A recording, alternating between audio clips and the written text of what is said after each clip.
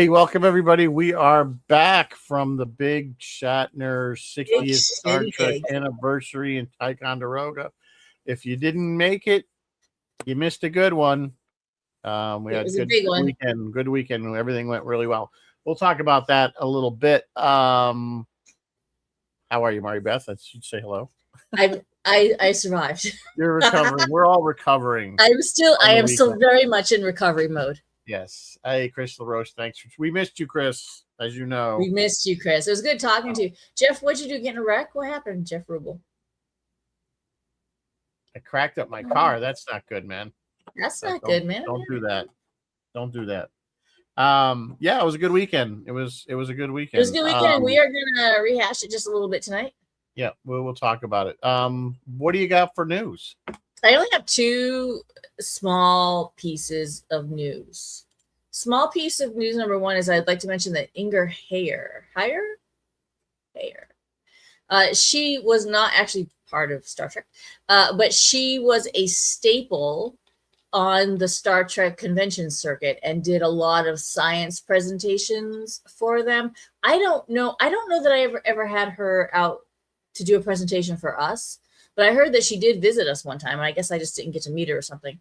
But she has passed, and she will be missed on the Star Trek convention circuit. The other piece of news, or the other pieces of news I had, was Ryan Coogler's X-Files reboot. The shooting has finished. The series is now in post-production. They'll get that pilot done. They are waiting for an order for the first season.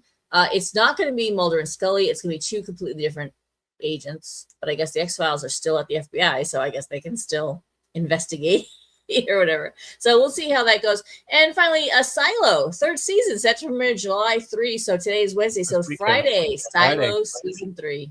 I'm excited. I like that show. Speaking of the X-Files, did you see that Glenn, how do you pronounce his last name? Longo? He had Scully and Mulder's original FBI. I will show you guys. He has some really cool stuff. And Glenn is an awesome guy because he will let you show you. He loves to share all his cool props. He has a lot of Star Trek props. Yeah, there's Mary Beth holding these. Really, you can't really see the little blurry. It's blurry. You get the idea. That's Mulder and Scully's FBI IDs from the show. Mulder and Scully. Yeah. So anyway, yeah, so it was a good weekend, and like I said, Glenn, if you ever see Glenn, he usually brings something with him from Jeffrey Rendon. Yes, he does. He has a lot of cool stuff. I already hear about your fender bender. Well, that's a fender. Sorry, Jeff. Although sometimes total a car these days. Hi, Bill. Are you recovered, Bill? Look like you had a good time. You're still at Lake George? Still in Lake George. They're maximizing their What is going on, Bill? What is happening that you're still? He's enjoying. Lake George is a nice place to spend some time. So, Bill, do you have a boat? That would be cool.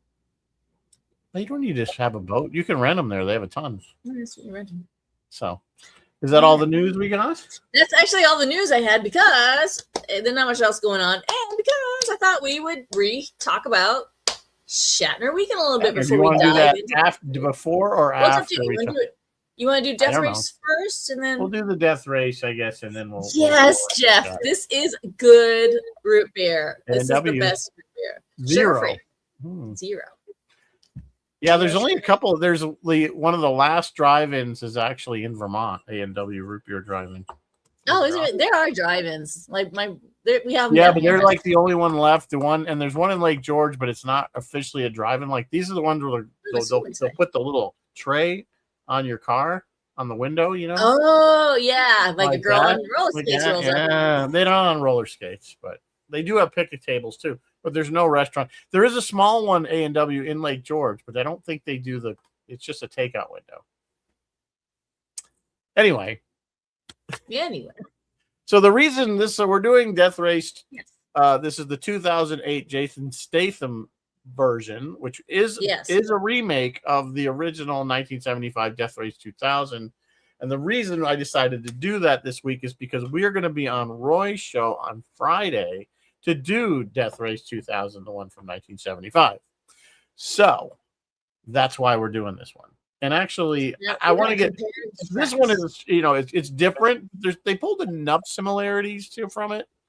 I think There's racing. little things, That's the little similarity. there was some threads that they pulled. Not a lot. If have you watched the 19? No, not yet. But Okay, you're gonna 1975. get a little shock because it's nothing like this movie. I bet it isn't. That's what I thought. I'm like, well, there's probably cars, and that's about it. It's even more cartoony than this one. If Oh it's God! possible. And this one was kind of cartoon, not cartoony, This one but it was was just definitely really not a basic. thinking. This was not a thinking film. This was a I popcorn was kind of action. calling it like it's a combination of the Running Man meets Shawshank meets. Yes, It's like it's the framed for the murder of his wife in jail, and now they're making him do crap. that was while he's in Jason jail. Statham is the main character. All in a dystopian future. Right. It's supposed to be. So the movie was made in 2008. It's supposed to take place in 2012, which is kind of funny because it's still an accurate depiction. Yeah. So the idea is that the economy went really, really bad, and people were losing their jobs, and all the prisons were moved from government control. And it's the old corporate overlord crap. Yeah. So they come up with this death race on this island in the middle of not in the middle of the ocean, but it's like a mile offshore. And they make prisoners do it. And they make prisoners race to the death, basically. And if you win 5 races, you get released. So again, it's very Running Man like, and of course the warden is corrupt, and she's trying to just make money on they sell. It's almost like pay-per-view. You have to buy there's like 3 stages to each race. Yeah. So to buy that. So it's all about money, of course. So yeah, they frame Jason Statham's character, whose name is Jensen Ames or something like that. Jensen Ames? I thought it was something with an A. Anyway, so they frame him because he was a race car driver back in the day, but he had been in prison before. So they literally kill his wife, which is really brutal. And he he's sent to prison so that because she needs somebody to race under the guise of Frankenstein, who was the guy that he had won 4 races. Of the it's kind of like the Stig, which was the character. So when you watch the 2005 version, David Carradine plays Frankenstein, and it's kind of the same thing. He wears a mask because he's allegedly horribly disfigured, and he's winning the races, and he's a big hero. So that's where I say there's some threads that they took from the original film. Chris and Bill might tune in on Friday night because it sounds like they both really like that original movie. So I don't want to talk about the original too much because I want to save it for Roy's show. I did see it back in the late 70s. I obviously didn't see it in the theater. I was only about 10, so I wouldn't have been, because it was rated R, I think, just for the violence. Which it's so the violence is so cartoony. But I remember seeing it probably at least as a teenager when it made it to TV, and all the adolescent males loved it because it was, they're just they ran over all those people and I thought it was funny. I was like, what kids think are funny. I don't know. So as a kid, we all loved that movie, even though you watch it now and you're like, this thing is horrible. But anyway, this one actually I found entertaining. So I'm curious to see what your opinion of it is. Well, it was clearly a popcorn flick. It's just action.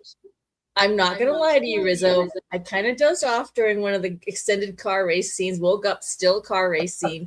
Nothing changed. Car race. I didn't miss much plot. No. Not super plot heavy. I like the characters. I liked Ian McShane. I love Ian McShane. I love Ian McShane. He's I've loved him since Deadwood.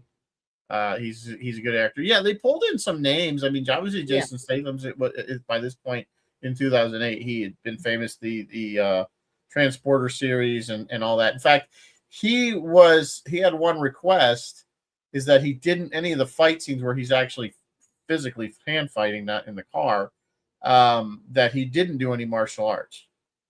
Oh, really? Because he didn't want it to look like, he didn't want it to be the Transporter. So, Jason Statham, if you look at all his films, Most Yeah, of them have the he same plays a type. formula.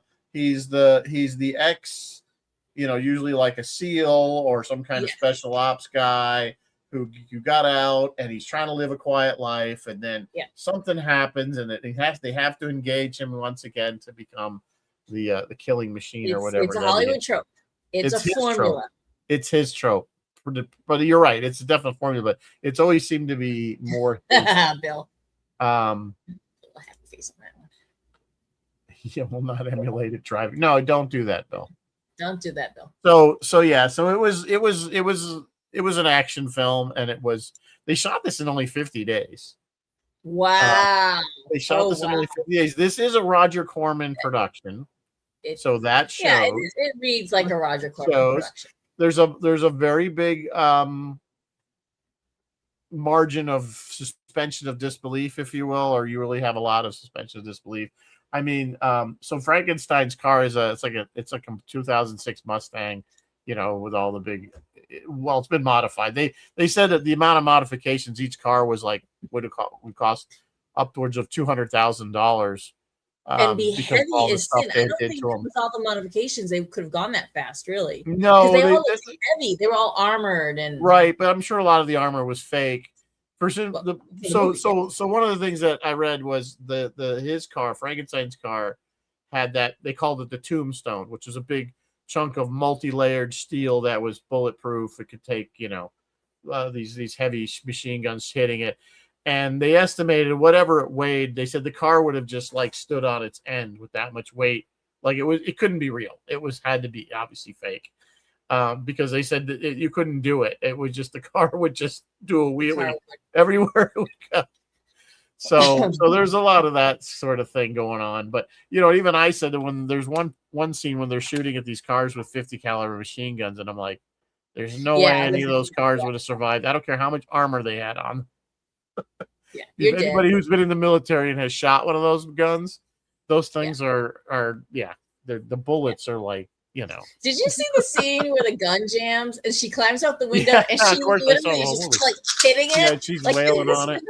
Makes okay. While he's running around. Like I said, the suspension of disbelief is just go with it. Just go with it. Just go with it. I mean, it's that the fact that she's smacking at it and it releases the jam is more believable than her hanging out of the car. Hanging out of the car is he's driving like crazy. And he's dodging, and they have to hit all those. They weren't manhole covers. They were that was an interesting. I thought that was. I like that concept. Aspect. I really did. I thought that was clever. So one part of the race, they can they don't activate their weapons or defenses right away on these cars. So they have these like things like they look like manhole covers with different symbols on them, and if they ran over them when they were lit, that would activate their guns or their like shield guns. And then there was the one that was the death something that basically this big steel barrier comes up and it just got spikes on it, and it's pretty nasty. But the whole thing screamed of being a video game. Very much so. I mean, it was just like you could totally see this as a video game. And in fact, there is a video game very similar to it. It goes, I can't remember the name of it, but basically that is you have these cars with guns and you just run around a map and just blow each other up. Yeah. But I can't remember what the name of that is. I don't know the name of the video, but this thing, as basic as it was, it spawned a whole, because right before I started watching, I messaged you like, which one of these am I supposed to watch? Because I realized there's Death Race 2, Death Race 3. Yeah, it spawned like a little franchise after it. It was popular enough and it did well enough that it's on the scale of like what's the one with Vin Diesel? Fast and Furious. Fast and Furious, kind of that. They, of course, there's like Fast and Furious. I don't know. They've gone up to like 10. Yeah, they're up to like 27 and a half. I don't even know what it is. Million. I've never even seen one. But so I've never seen. I did see this movie. I didn't see it in the theater, but I remember I must have seen it like on HBO or whatever it was on. I remember seeing it before. I know I had seen it, and it wasn't bad. I mean, it held my interest long enough to to continue to watch it. I mean, like I said, if you're just looking for something mindless with a lot of action and ridiculous stunts. Yeah, but it's like I mean, the old we're all gonna race and we're gonna get picked off and killed one at a time. It's that. I mean, yeah, and it's a very prison movie where you have the corrupt warden, it's still prison. her corrupt number one guard, who's Yep. the bad guy, and Who you was the know number you one know guard? that there's no way she's ever going to let them, the bait or that she's dangling in front of him is that if you do this for me, you'll be free, Yeah, and he needs to go exactly. back because he had a baby daughter, Yeah. and nobody would be stupid enough to believe that she'd ever let him go, and which of course she didn't. He did. And there's a twist at the end that you may or may not see coming, with how he eventually escapes. Yeah. So, spoiler alert: he gangs up with with his arch rival on the track to escape. Oh, shut up. Which another thing, I don't buy the fact. Remember his co-driver was this hot-looking chick, and she's like, everybody got a hot chick co-driver. Yeah, I noticed that. I was going to point that out. Like everybody who's like, they're all getting off the bus because they're coming from the women's. Like, there is not a no navigation needed. It's a circle. They're all 9 and aboves. You know what I'm saying? There's like I guess everybody in prison is hot. Right, all these hot prison chicks, and they're but their job wasn't so much navigation, but like work some of the weapons, I guess. Yeah, they had to work some of the weapons and stuff like that. Some of the defensive mechanisms. You notice that every time somebody dies in a car, it was always the navigator. Like they'd shoot, and or whatever. Something would happen. It was the navigator that died. The driver never dies unless he dies like the whole like. Yeah, the very first car that died was the driver, I think. Well, yeah, but I mean, like when they're shooting at the cars, it's always just it only ever hits the navigator. Yeah. I know exactly. The one horrible one where the prison decide they're gonna make things more difficult, and they had built this giant tractor trailer juggernaut thing that was based on a tanker, and it opens up, and there's all these machine guns and rockets, and it's like the jam car that drives around. It's trying to take them all out. And then there was the Japanese guy in the Porsche. Yeah, and it had the spikes on the side of the tires, and it just like goes in and like totally tears her apart. Yeah. Again, the navigator gets killed. He eventually does die because he gets caught up in the which was a funny scene. Not funny. I mean, it's funny. Guy dies. Funny, but like the truck drops these like chains with like hooks and stuff on it on the back. Yep. And his Porsche gets wrapped up in it, so he's getting dragged sideways by the truck. And then as he's getting dragged, all of a sudden he sees this like big, it's like a tank turret, swings around and it's pointing right at him. And he just realized that he just says, he says, I say ski, but he says, "Oh, fart," but not fart. But then he says it in English, but they put the Chinese or Japanese words on the screen like the subtitle.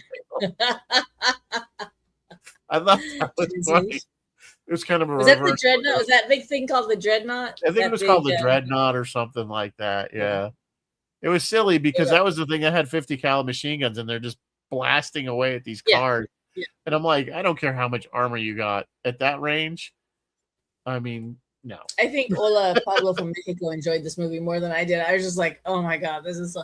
like, it was just, I don't know. It was like kind of formulaic and yet also kind of fresh at the same time. Like I can't explain it. Like it was a bunch of common tropes, but they did their best to like kind of punch it up and, make it, or, it was a little more creative. Like I said, don't go into this thinking it's a deep thinker. And, it is not Shawshank. It just has a very slim resemblance to the fact. Chris and Bill have become Shakespeareans. Yeah. How would Bond's DB5 do in the race? I could tell you, first of all, DB5s are beautiful cars, probably one of the most beautiful cars ever made, but it's a terrible sports car. Very heavy, and it doesn't handle very well. That is the question of whether it's nobler to run them over or that on the freeway instead. Well, they said to race or not to race, and it is nobler to. Yeah, never mind. They're being Shakespeareans tonight. Good for you, Chris. I get that. Good for you guys. Yeah. The race. Well, they have no choice. I guess the idea is that if they win 5 races, they win 5 races, they get released. But it's like the Running Man. Really? Nobody's ever done it. I kept waiting for the Running Man twist. We're like, oh no, you don't. Yeah, really it's basically very Running Man-esque. So when they were making this film, the original idea, it was supposed to be a direct sequel to the 75 film, and it was going to be called Death Race 3000. And it was supposed to be a race around the world in like hover cars that could be invisible or change shape, and it was going to be this really super high-tech thing. And then might have been cool. Yeah, then they realized it was too expensive to make that. So they rewrote the whole script. And actually, I think it said Tom Cruise was originally, because Corman had some deal, and he didn't like any of the scripts. One of the producers. But he didn't like any of the scripts, so he didn't end up doing it. There's no question that this was tied to the 75 film. There was not. Trying to think of what other trivia. There wasn't really a lot of like weird. I mean, they used 34 cars, 85 mechanics to keep them all running.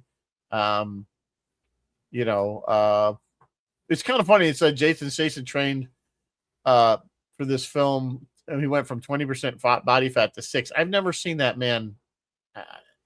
Not in 26. He never a day in his life had 26% body fat. Never. 20%. It said. So he went from 20% to 6%. He's never, not once a day in his life, had 20%. That's what I'm just reading. What it's saying, man. 4 tons of blank ammunition was used. That I believe.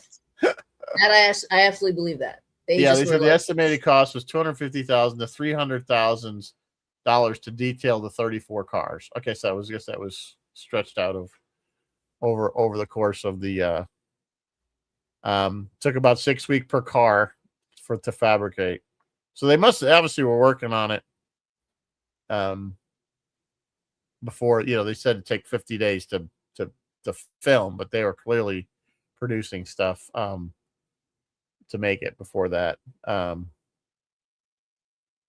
in 50 days. It's really not a lot. I mean, it's not a lot of lore because it's there's not a lot. It's because there's nothing to this movie. It's not like Jaws where there's lore for days. Yeah, it's just fluff. It's a lot of fluff movie.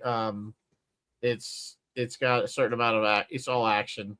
It's really nothing. It never really stops. There aren't any slow bits. He gets his revenge in the end. She actually, to make sure he loses, she has her little creep. I guess the guard gets it too. Yeah, because she plants a bomb in the car. She plants a bomb in the car so that she has that. She can blow him up at any point if it looks like he's going to win. And of course, the double cross is the two. There's only the two main guys left: Frankenstein and this other guy. What was he? Machine Gun Joe or something? Machine Gun Joe. Which I think is that was another that name is a throwback to the original movie. Which believe it or not, Machine Gun Joe in the 75 version is played by Sylvester Stallone. Oh my God, that's awesome! A very, very young Sylvester Stallone. So well, I can't wait till we talk about that on Royce, because that movie's. I want to see your reaction to that one compared to this one. It's very short though. That one's only like an hour and 20 minutes. It's like it's like a lunch break. So anyway, so at the end of the other guy, Machine Gun Joe's oddly has rockets on.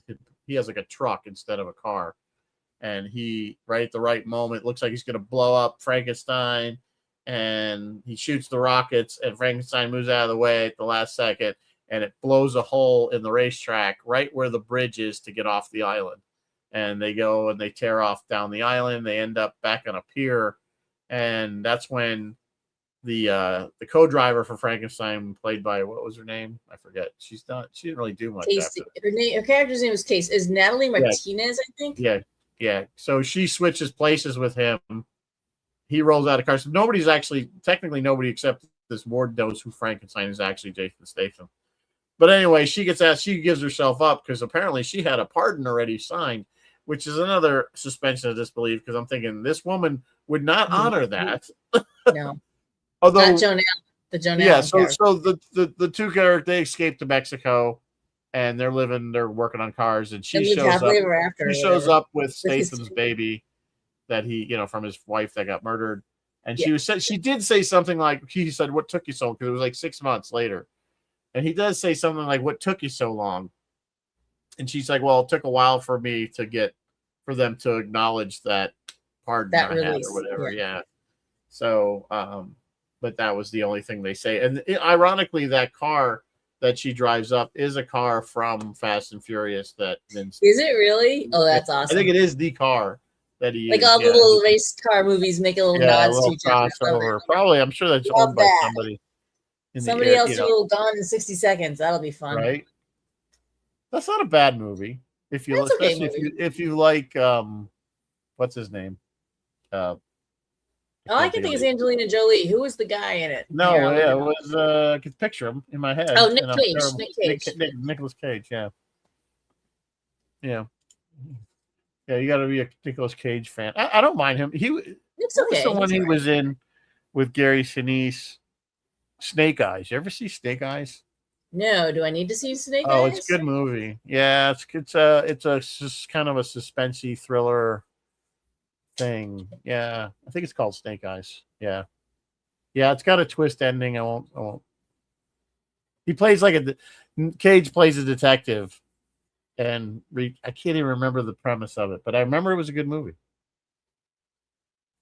Gopher from the Love Boat is in the originals. Well, you're right. Is in the 75 one? Fred Grimby, I think it's Grimby. I think is his name is in the original as well. Yes, yes, he plays a Nazi.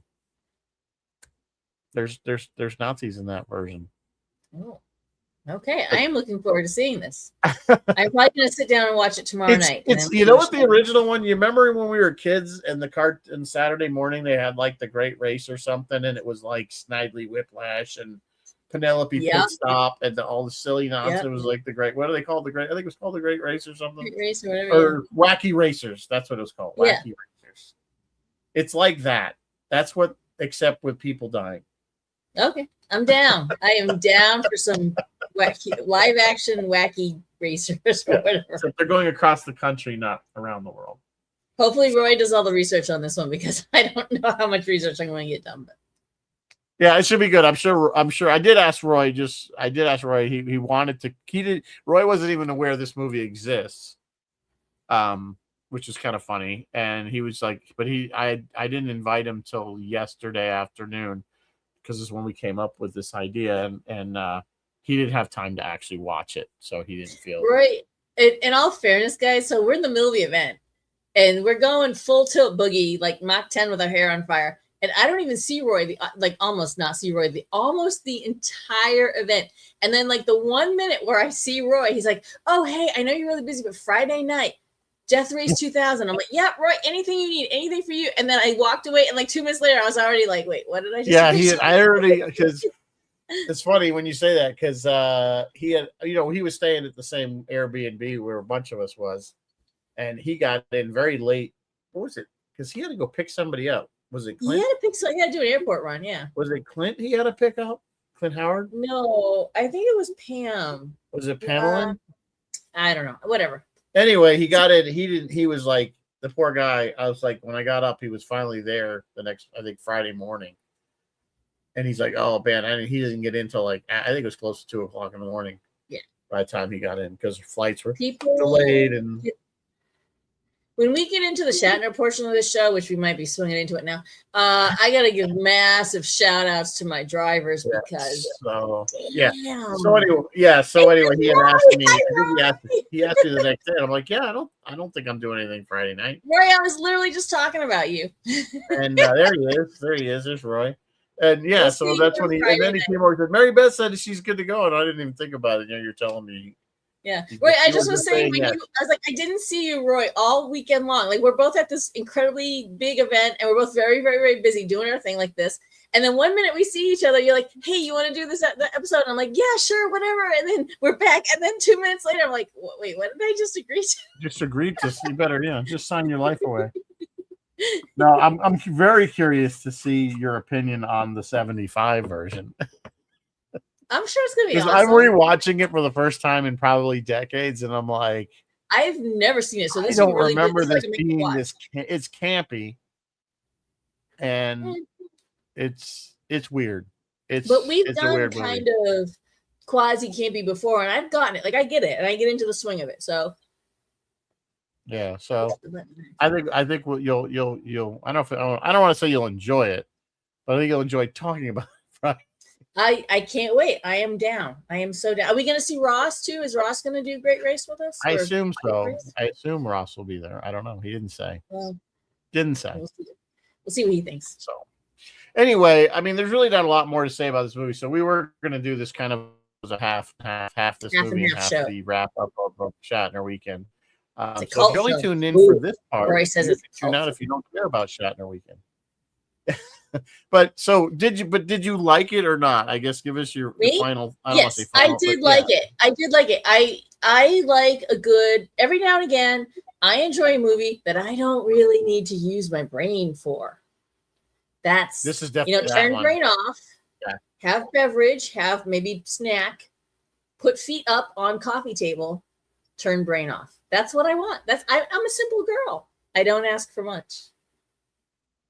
Yeah. So he said Ross will be there, and it's his birthday so his birthday's on the 4th of July, just like my dad's was. Does he call himself a Yankee Doodle Dandy like my dad did every year? Should we wear Yankee Doodle costumes for the show, Roy? Yankee Doodle costumes. I don't know if I have any Yankee Doodle. My father used to have this. I don't either. Hat. This what was it like Uncle Sam? Yeah, the one stripy hat. Yeah. Yeah, we will make sure to wish Roy happy birthday on Friday night. It's on air. Yeah, not only does it exist, Roy, there's a whole sequels to them. There's like 2 or 3 more. Oh, movies. It's a franchise. It's a franchise like Fast and Furious. It's like Death Race 1, Death Race 2, Death Race 3. Yeah, I don't know, but Jason Statham isn't in the sequels. I believe he only did the first. I have no idea who's in the sequels. Yeah, So anyway, all right. So we're going to talk about, now that we're more than halfway through the hour, we're going to spend the rest of the time talking about the weekend. If you were there, you knew it went really well. This was Star Trek's 60th anniversary at the Star Trek Original Series set tour in Ticonderoga. You guys, everybody here that is just commenting, you either were there or you weren't. So yeah, guests were, we had France Dunion, we had Barbara Luna, we had Clint Howard. We had Nancy Kovac. Or is it Kovac or Kovac? I think it's Kovac. Kovac. And I always keep forgetting the other guy. What's that? Oh, Phil Morris. Pam Ferdin. And Louise Sorel.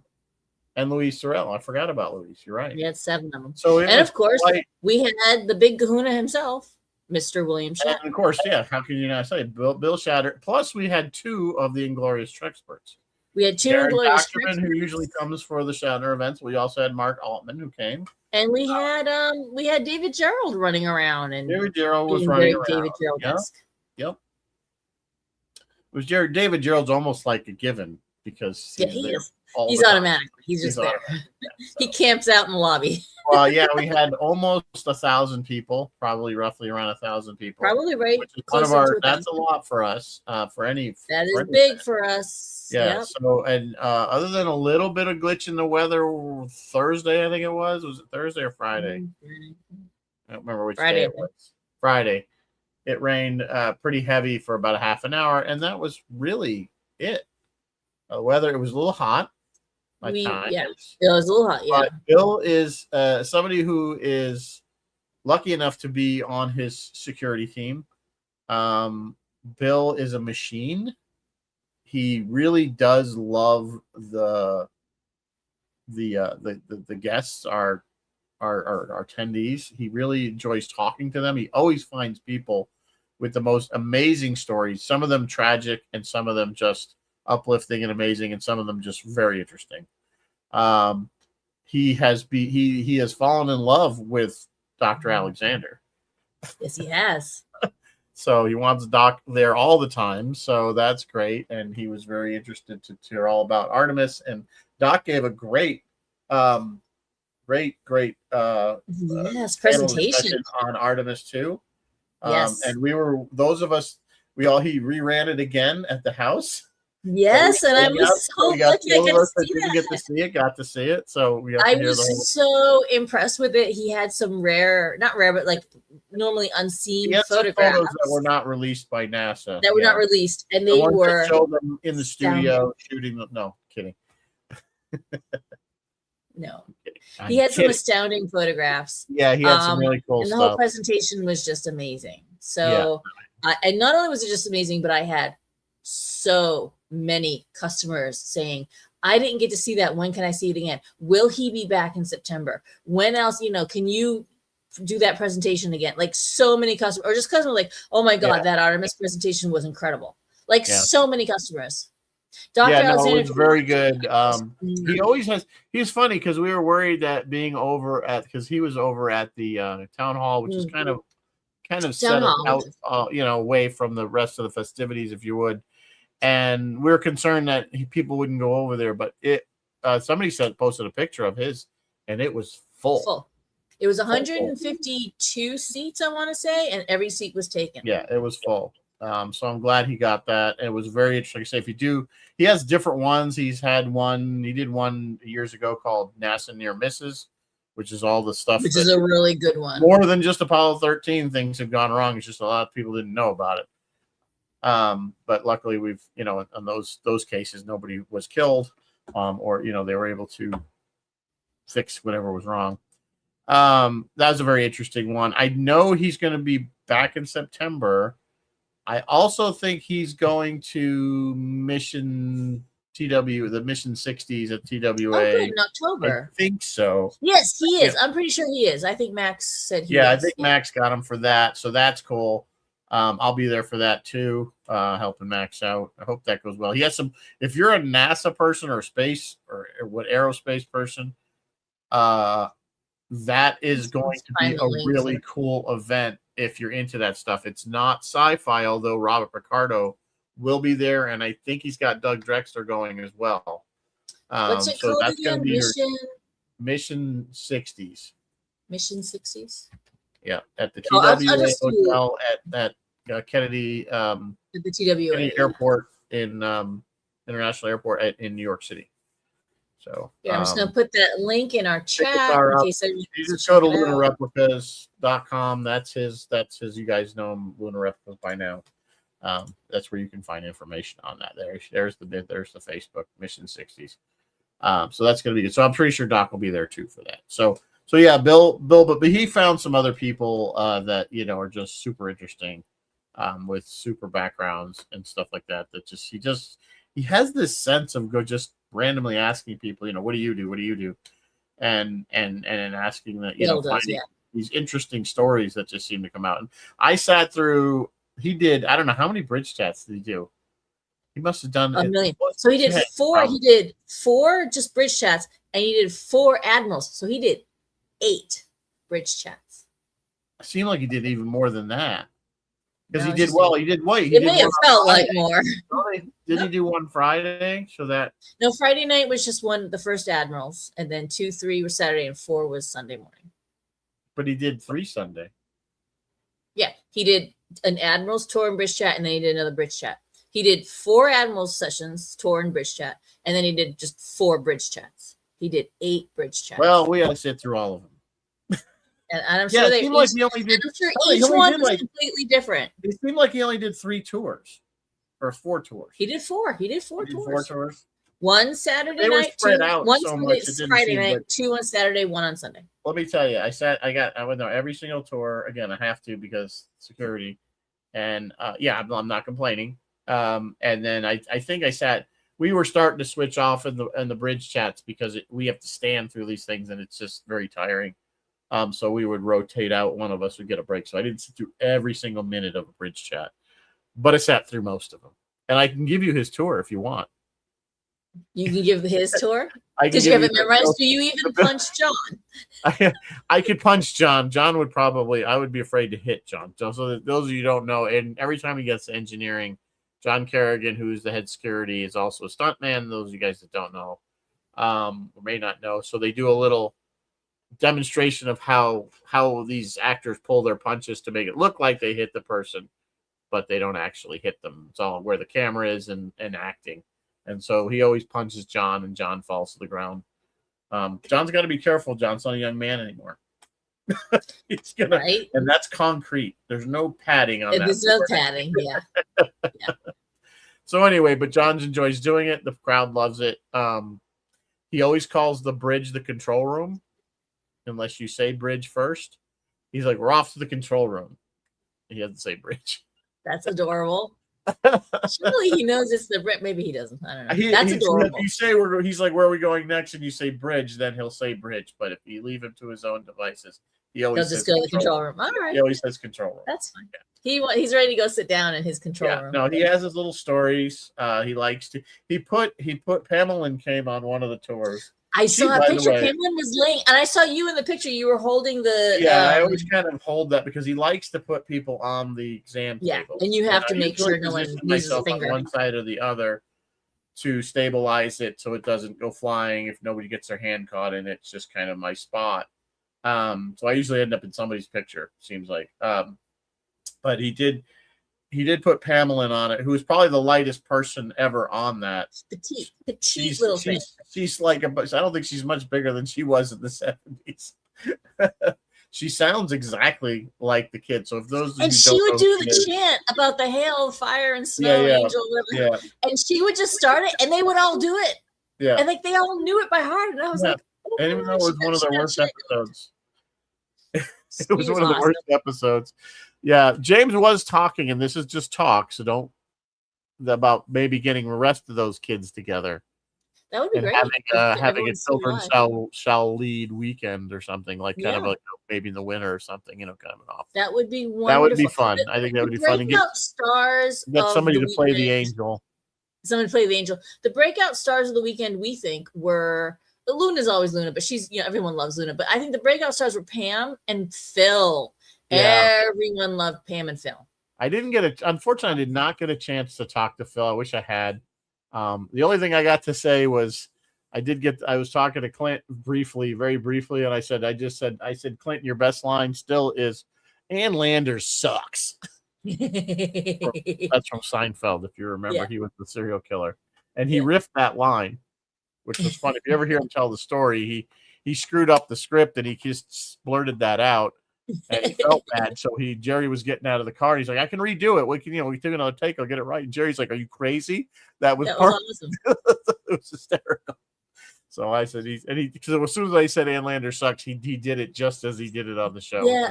Bill's just reminding me that Pam was the original Charlie Brown Lucy, like one of the first. She was, and I didn't realize that either. I was talking. I didn't realize that either.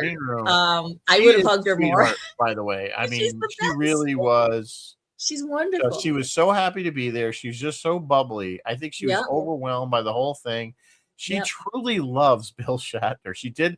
She said it as a kid. She said when I was a little kid, I fell in love with him, and I asked him to marry me, and he gave me a cigar band as a wedding ring. That's so cute. And she's I love that picture. That's why Joel went and got he had them recreate that scene and him putting the paper cigar ring on her finger, and she was just lit up like a Christmas tree. She was just like she was so she was the one on the exam table when he shows how he uses the salt and pepper shaker to heal people. She's clearly and of course she stopped acting when she was about 20. Yeah, so and she actually does some activism and stuff too. Yeah, she became a nurse and lived a normal life. She's like, I just want to. I said, what made you? Was it? She's like, I just decided I wanted a normal life. I just didn't want Hollywood was getting weird, and she decided it was changing, and of course it's always changing. And she just my dream, like if I could pick, James would never listen to me, just so everyone knows. But if I could pick, I would do Robin, Pam, Phil, because he's pretty bubbly. Clint's pretty bubbly too. Maybe Clint. And then I would throw Sandy Gimple in there. I think that would be a real good lineup of outgoing, fun people who have great stories. Yeah, unfortunately, like you said, a lot of the other France was lovely, and so was Louise and Nancy. but they're all very old, and like poor France, she just couldn't hear Yeah. anything. You really And had to Nancy almost couldn't shout hear at her. either. Yeah. Yeah, they all had very tough time hearing, so it wasn't as engaging. They're very nice people, very sweet people. I don't want to say anything ill of them at all, but as guests, they weren't as engaging as, like you said, like Phil, as Clint, as Pamela. But Pamela's not that much older than us. She's probably maybe closer to me than you. I mean, she's probably in her late 70s. I'm gonna guess, or no, late 60s. Guess she's about 68. Just a guess. 67. Yeah, good guess. So yeah, I'm just guessing by how old she was on Star Trek and whatever. So I figured she was only less than 10 years older than me. So anyway, yeah. So but she looks great. Her voice is exactly. If you guys know who we're talking about, her voice has not changed. She had a very unique sounding voice though, even as a kid, and it's still there. It's the same. It's not like it's a lisp or anything. It's just her sound of her voice, and it I don't think I sound like I did when I was 5. I mean, or you know what I'm saying.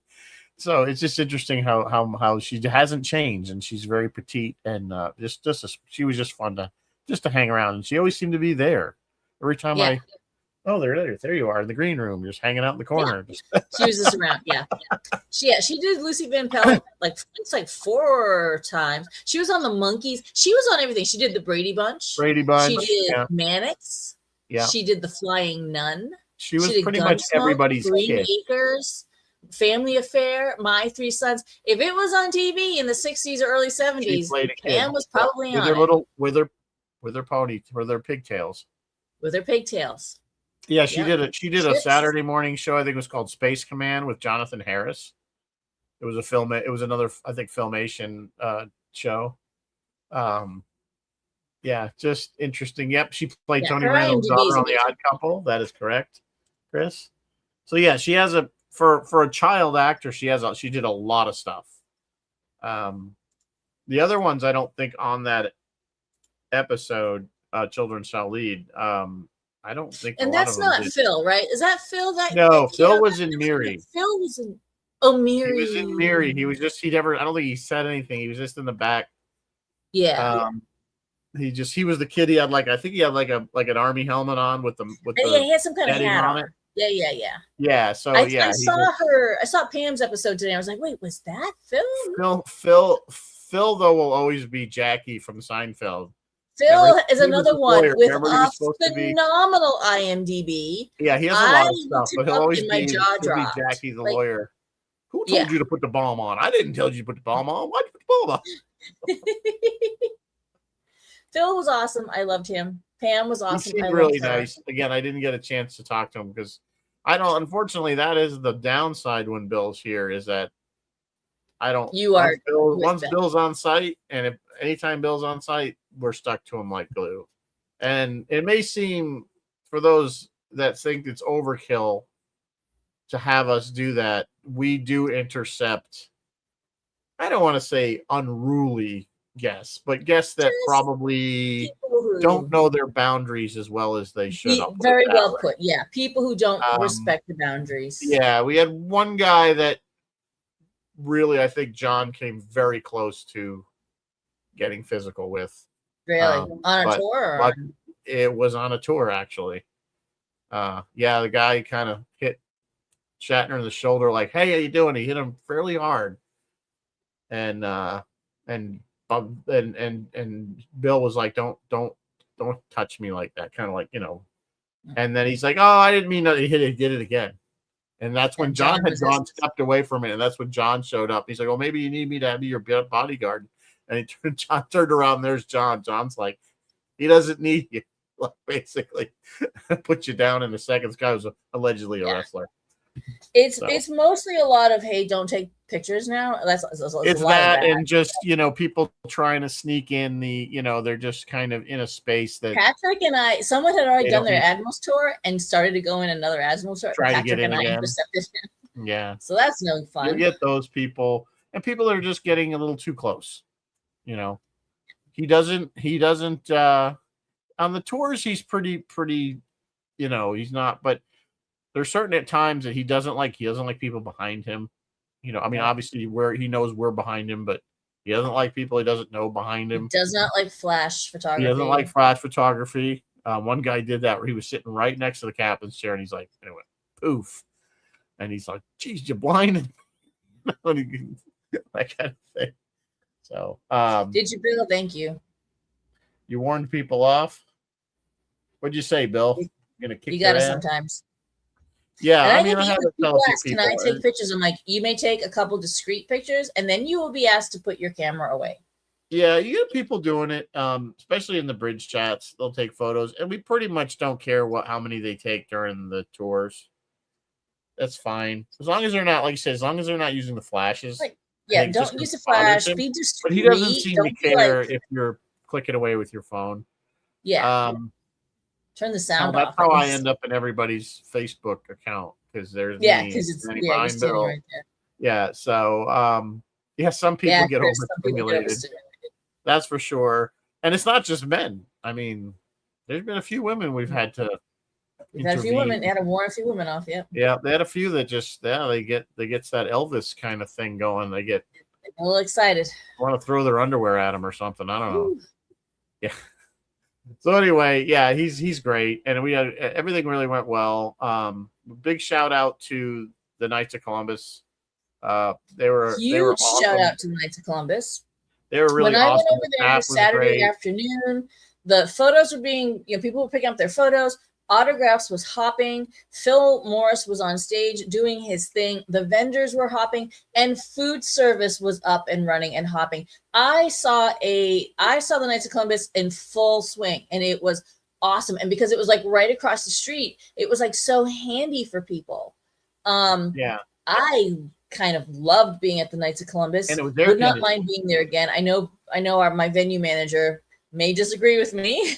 But I thought it was a great choice to be there. And we can fit, like, if we go out, if it's a good weather and we can go out onto the tarmac and the grass, we can fit, we could rent 400 or 500 chairs. Yeah, we would definitely need a better sound system for that. We would need a way better sound system. Because the one we had was barely adequate. And it is what it is. And thank you, Captain Phil, for loaning us some equipment for that. Yes, thank you, Phil. There's so many people to thank. I don't know if we can get through them all, but you guys, first of all, if you volunteered this weekend, thank you, everybody. You were, no matter what you did, you were a integral part of the operation, and we couldn't have done it without you. We could not have done it without our picking people up, whether you were liaisoning, whether you were helping fold chairs and put them out, whatever. Chairs. Something was always about chairs. Chairs at the school, chairs at the Knights, chairs at town hall, chairs everywhere. And I know the chairs at the school was miserable because there's no air. It was hot. Even outside at the pavilion. People driving, people making the Kessel run. Yeah, it was insane. So many little things, even like Andrea Playfair was helping out, just like getting us food and doing little runs for people. Those things make a huge difference. To make first of all, to make it doable for the rest of us that are doing other jobs that can't get away.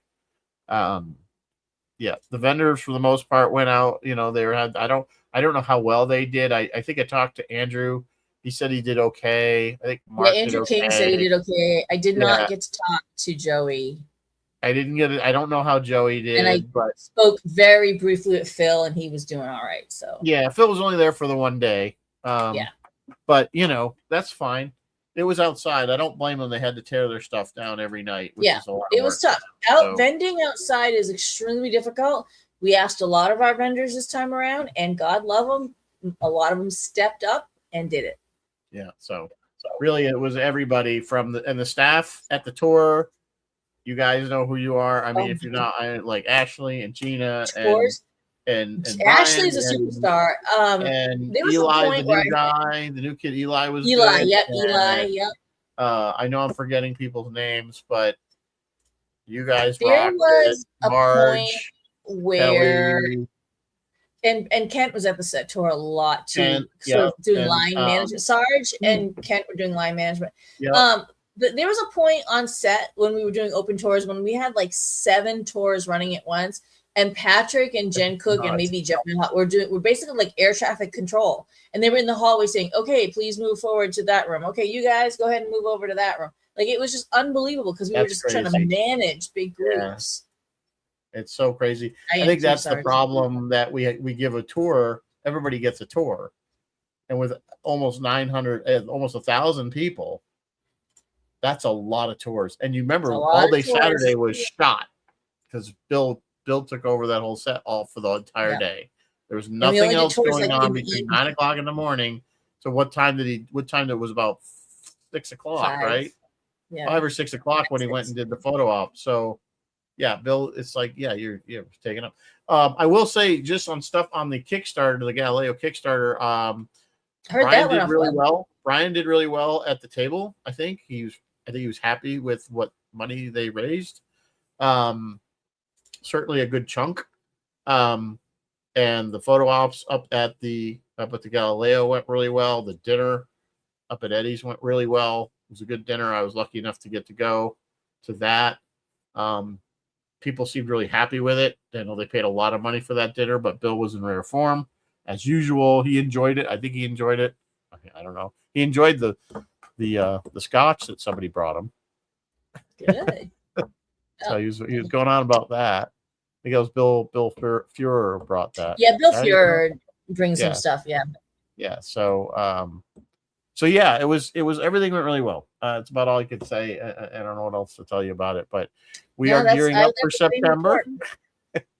I haven't started yet. I will start. I was thinking about it today. I was like, okay, well, I guess I better start September now because it's only July and August. That's all I have. Yeah, it's the middle of September, so you really got 2.5 months. I'm freaking out. I got 2 big things between now and then. Plus, we have to build. Those of us that are part of the Galileo team, there's still a lot of work to do in the building to get that ready for the Galileo. I think the Galileo is almost ready to be put in there. It's just the building's not ready for it to be put. No, the building's not quite ready. No, the video wall won't even be there for another month and a half, I think. Yeah, so no, install that. If you did the Kickstarter, Brian Mix put out an update after this event weekend showing some things, and it looks exciting. It is coming along. But the interior still needs a bunch of stuff. Well, the tweaking, there's the part of there's the video wall part. The video wall's not there. It's on a slow boat from China, literally. And the rest of it to be done. There's some stuff being done for the Plant Ani stuff to make it look like a shuttle bay. That's coming along. The lighting has not been done yet. The lighting's not done yet.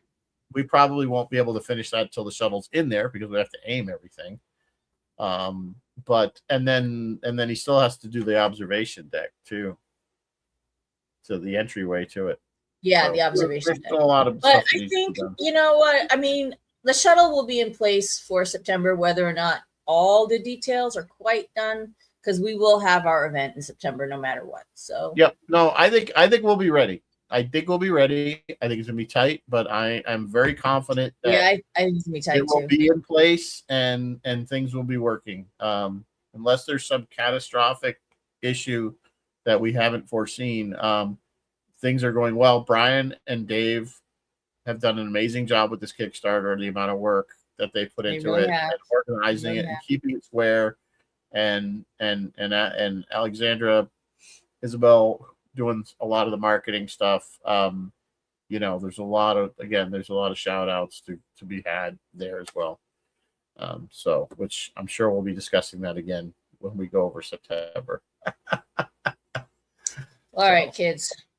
But any of you, I don't know if anybody's going to Las Vegas, but I'll probably see you there. That's a month away. Very excited about that. Looking forward to it. So it's going to be a lot of fun. Some really good guests too this time, of course, being the 60th. Aaron Gray's going to be with the Trexperts. Oh, that would be fun. Yes, I was so excited about that. My little adolescent, my first adolescent crush was definitely Aaron Gray. Yeah, Roy, it is a very exciting time for Trek. There's so much going on. It is a very busy summer. Boy, it's going to be fall before you know it. It's going to be a big deal. Yeah, Vegas is out of a lot of people's price range. Let me tell Out you, of my price I don't range. blame Sorry, you, I don't but it is a lot of fun, Sarge. If you ever get to go, it's a Yep. good week. It's a lot of yeah. Hotels are affordable. The flights, I end it's up the actual going event. because I end up expensive. working with Mark and other people as vendors, so I kind of saves me some money. But anyway, that's after 8:00 already. See that? So Flies by. I don't know what we're gonna do next week, as We'll usual. figure it out. We'll figure it out. If there's any suggestions, feel free to shoot us a message if you have something you want us to do. If not, we will see you Friday on Roy's Tie-Dye Sci-Fi Corner. Yes. See you all Friday. I think I got that right. I think I'm finally remembering the whole name. Yeah. Roy's Tie-Dye Sci-Fi Corner. Yeah, it's always the tie-dye. I always say sci-fi. It's called Tie-Dye Sci-Fi. I just drop off the corner. Sorry, Roy. It's not intentional. What does Phil? Do you have any information on what Phil's doing? I have no information about Phil. I normally check in with Phil and speak with him, but I did not check in and speak with him today. So I do not have Phil, but yes, we'll be. I should have brought it to show. Phil was so kind. He had a vintage Disneyland, the Tiki Room album. You know, for the Tiki. That's awesome. He gave that to me because you guys, those that don't know, I'm I think I might have had that album too. Yeah, years ago. It's really nice. It's definitely so. I haven't played it yet. I'm going to play it maybe tomorrow.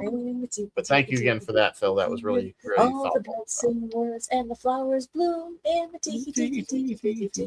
All right, that's probably a good. Sad that we can remember that. All right, kids, I can go to bed. Until next week or till Friday, live long and prosper, and may the force be with you always. Good night, folks.